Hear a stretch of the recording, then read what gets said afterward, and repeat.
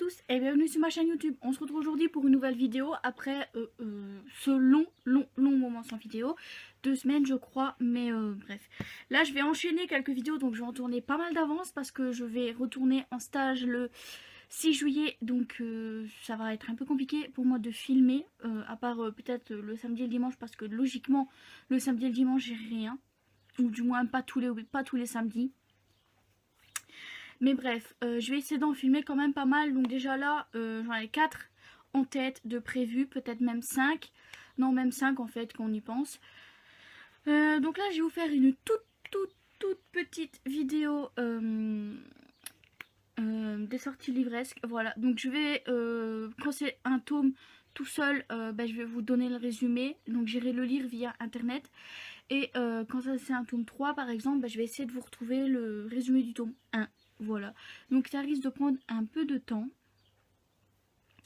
Donc on va commencer avec les sorties du premier. Donc le premier sort les Hells, le tome 3. Oui, si je suis en doute, ça va pas le faire. Donc le 1er juillet sort chez J'ai lu les Hells, le tome 3 de Ashroy. Donc je vous mettrai le résumé ici. Et en fait, comment dire,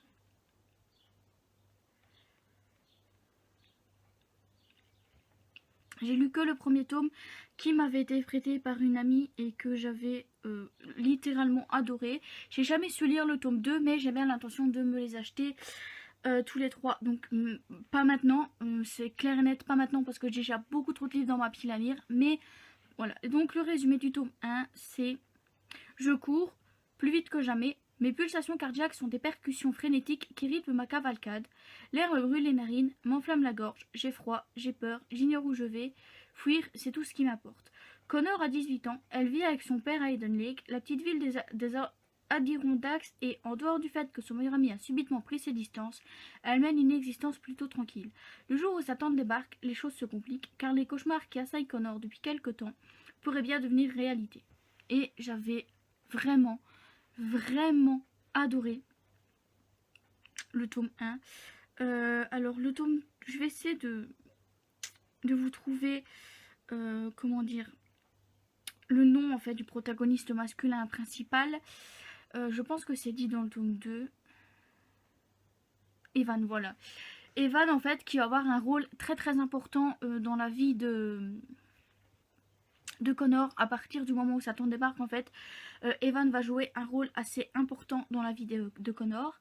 Et autant vous dire que moi j'avais littéralement adoré le premier tome. Voilà, j'ai vraiment hâte de pouvoir lire le tome 2. Mais je pense que je recommencerai avec le tome 1 évidemment, parce que mes souvenirs sont très flous. Ça remonte à 2017 quand même, donc ça remonte à 3 ans. Au bout d'un moment, quand tu lis que ça, c'est un peu compliqué. Voilà.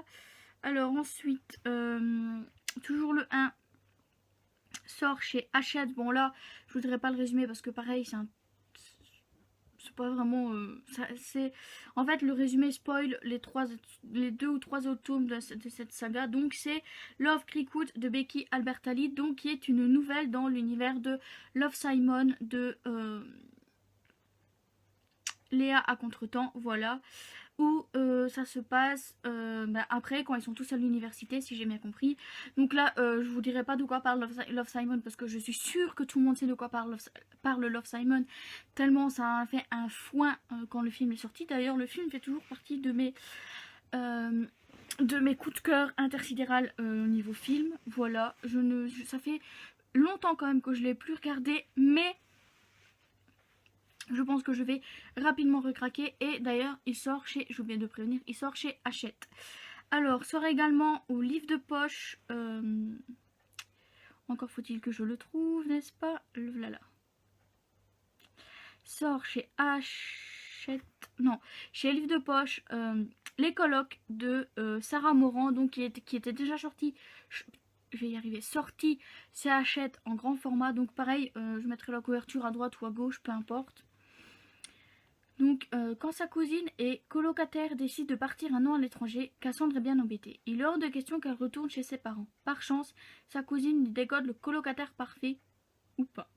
car la personne qui se présente à sa porte n'a rien du colloque rêvé. Pire, Haldon est tout ce que Cassandre déteste, et vice-versa. Il déplace ses affaires sans la prévenir, elle refuse de faire la moindre tâche ménagère.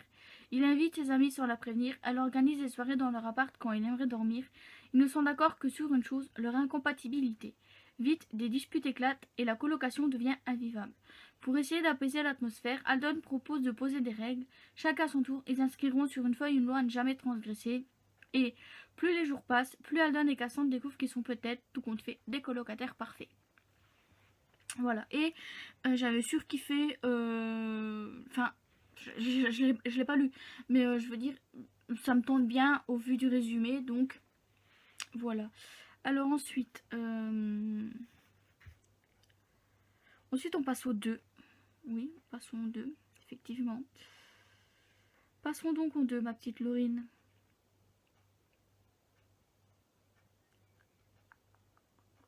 Je suis en train de chercher le résumé, hein. C'est un peu long. Je suis toujours au 1. Le voilà. Donc le 2 sort chez Hugo Roman, T'atteindre de El Seveno, donc qui est une romance, évidemment. c'est du Hugo Roman, donc forcément c'est de la romance. Une vidéo, c'est ce qu'il a fallu pour bouleverser la vie du jeune Edan. Dessus, une danseuse en pleine chorégraphie. À l'intérieur de lui, c'est le chaos, il faut qu'il danse à ses côtés. Fini le terrain de sport, il se met au classique. Seul cet objectif compte désormais et il le défendra contre les préjugés et les moqueries. Des années plus tard, Edan touche son rêve du doigt. Il a intégré la même école que son idole, mais a du mal à se plier à la discipline extrême qu'on lui impose. Respecter les règles n'a jamais été son fort. Peut-il vraiment nier qui il est, même pour elle? Et voilà. Alors sort également le 2, mais cette fois-ci en format poche. Toujours du L7O, mais c'est en format poche, donc il y a une sortie en format, une sortie poche, qui est 6 ans, donc qui est le roman qu'elle avait sorti avant T'atteindre. Voilà, donc pareil, je vais vous lire le résumé. Il y en a beaucoup qui l'ont peut-être déjà lu en grand format, ce qui n'est pas mon cas, parce que les romans, je les achète uniquement en poche. Voilà. 6 ans séparent Victoria et Raphaël, 6 ans d'écart qui ont suffi, lorsqu'elle était adolescente, à ce que Victoria ne se rende jamais compte de l'amour que lui portait le jeune Raphaël, et n'est Dieu que pour son grand frère bien plus attirant. 6 ans sans se voir depuis que Victoria a quitté la ville du jour au lendemain avec sa famille, laissant désespéré celui dont elle était la baby-sitter. Quand Victoria revient, des années plus tard, il ne faut que 6 secondes à Raphaël pour tomber de nouveau amoureux d'elle. Sauf qu'il n'est plus un enfant et qu'on vient le l'éprouver, quoi qu'en dise son frère. Je suis désolée, mais c'est vachement preneur comme résumé. Voilà, ils ont que 6 ans d'écart. En soi, 6 ans, c'est pas énorme. Hein. J'ai 4 ans et demi d'écart avec mon copain. Voilà, c'est pas énorme, 6 ans, je suis désolée. Hein. Alors ensuite, on passe au 8. Alors, il n'y a que 9 sorties presque, hein, donc c'est pas beaucoup. Donc, le 8 sort chez Bayard, Mister Hamster et moi de Birdie Milano. Donc, c'est un MM, donc mâle fois mâle, en gros, homme fois homme, si vous préférez. Et j'essaie de me lancer de plus en plus dans de la romance homosexuelle, on va dire, que ce soit FF ou MM en fait, voilà. Dylan, 14 ans, aurait adoré partir en vacances à New York ou à Paris, mais ses parents ont réservé une place dans un camping de la côte anglaise. Le voilà condamné à passer le pire été de sa courte vie. Heureusement, Kayla, sa meilleure amie, l'accompagne. Dès leur arrivée, ils sont accueillis par un hamster géant, une mascotte dont raffole les moins de 6 ans et dont Jude, son petit frère, tombe aussitôt amoureux. Pour Dylan, tout bascule le jour où il croise le regard de Lee, le mauvais garçon qui dort dans la caravane voisine. Dylan en est sûr, il est amoureux. Seul problème, il n'a encore jamais avoué à personne son homosexualité, sauf à Kayla bien sûr, et ses tentatives de séduction, particulièrement maladroites, provoquent de nombreux incidents, de la bagarre générale aux incendies. D'autant plus que Lee est aussi beau que bête. Incompris et harcelé par le hamster géant qui multiplie ses apparitions, Dylan est au désespoir. Mais quand il découvre finalement qui se cache sous cette énorme tête en fourrure orange, Dylan retrouve le sourire auprès de Léo. Hein? Mais c'était Lee avant. Bref, un premier baiser parfait pour des vacances de rêve. Bref, c'est du young adulte, c'est même pas du young adulte. À 14 ans, c'est de la jeunesse. 14 ans, c'est de la jeunesse. Hein. Bref. C'est classé dans la catégorie young adulte, dans la catégorie LGBTQ, c'est super. Donc ensuite, le 8, chez Castlemore, Chez Castlemore, la fille sans passé de Sarah Everett. Voilà, donc le résumé. Le souvenir d'un amour est à jamais gravé dans le cœur. Depuis qu'Addison a subi un accident, elle a des trous de mémoire et elle parle à un garçon qu'elle est la seule à voir. Est-elle en train de devenir folle? Addison décide de s'inscrire à un programme médical qui est censé lui permettre de récupérer la mémoire, mais rapidement, elle découvre que ce n'est pas sa première visite à la clinique. Elle est déjà venue pour effacer certains de ses souvenirs, dont le souvenir d'un garçon. Qui est ce garçon? Pourquoi l'a-t-elle effacé? L'a-t-elle aimé? Addison est prête à tout pour le retrouver et retrouver celle qu'elle a été. Voilà, c'est très énigmatique tout ça, mais moi ça me tente bien. Voilà, c'est très énigmatique, mais moi ça me tente bien. Alors ensuite, on retourne dans les deux derniers, donc chez Hugo, voilà, qui est pour le premier London and Shea, le tome 2 de Brittany Setcheri, donc qui est... Bref.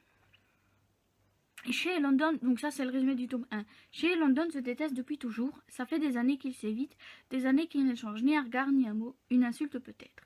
Tout change le jour où on leur propose un défi, un pari stupide, faire en sorte que Shea tombe amoureuse de London avant que lui ne tombe amoureux d'elle. Pour London, c'est un pari déjà gagné, il n'aime personne. Pourtant, lentement, tout se complique. Shea lui ouvre de nouveaux horizons. Elle pénètre son intimité et perce ses secrets les plus enfouis. Ce qui était un jeu devient bien trop réel. Leurs sentiments grandissent, comme grandissent les risques de se blesser mutuellement.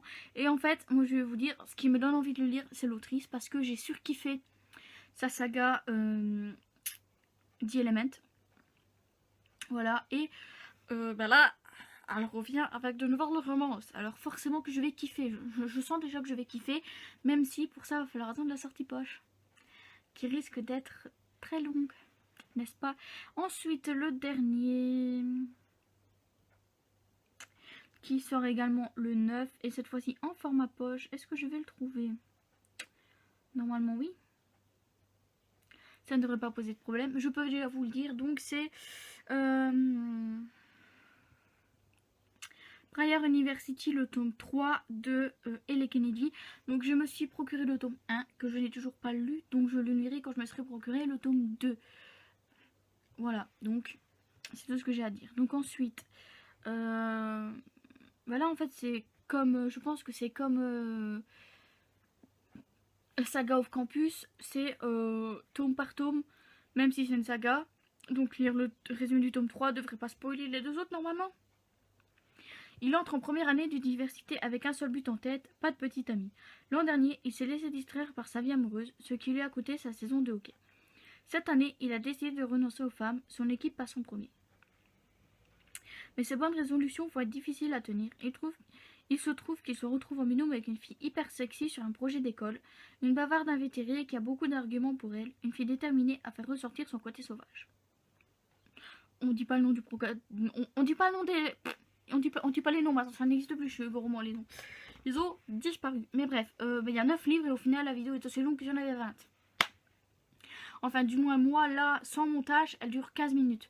Donc, on verra avec montage combien de temps elle dure. Elle sera certainement moins longue parce que je vais certainement couper les moments où je cherche. Voilà, bref, on se retrouve normalement dimanche pour une nouvelle vidéo. Donc, je vous dis à dimanche. Bye bye.